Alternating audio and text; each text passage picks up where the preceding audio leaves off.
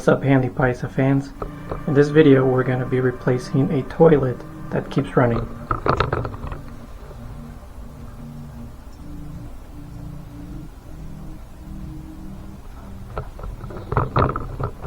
I suggested we replace the valve to flush the toilet, but they just said to replace the toilet.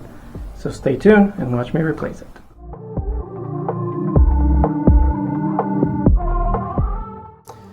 The tools I used to remove this toilet were this combination wrench to remove the bolts from the bottom of the toilet, and my trusty shop vac that's attached to a bucket. This is a very well loved tool. So you can see it's attached to a bucket, and it allows you to do dry or wet vacuuming applications.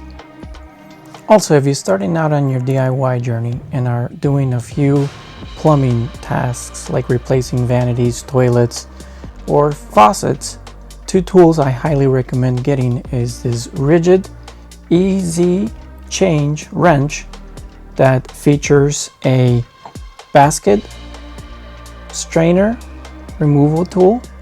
It allows you to either tighten it with a wrench or sticking a screwdriver through here to allow you to twist and turn and tighten the basket.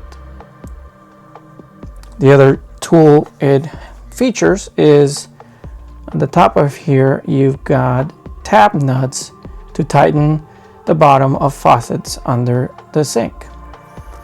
In addition, it gives you this cube that features 5/8, 15/16, 3/4 inch, 7/8 inch, and 1 inch to replace water supply lines. The other tool I highly recommend is this rigid one-stop 2-in-1 wrench for angle stops, straight stops, and compression couplings.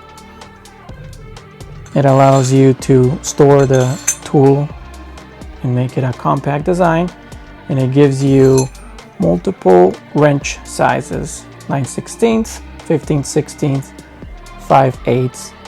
And with this you can actually put it inside the riser nut and tighten it with this other one if you're replacing a shut-off valve for a toilet.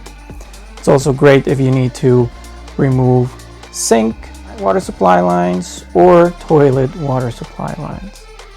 I'll link the tools in the description below using my Amazon affiliate links. If you click on them and purchase the tool, it'll give me a kickback to help me make more content.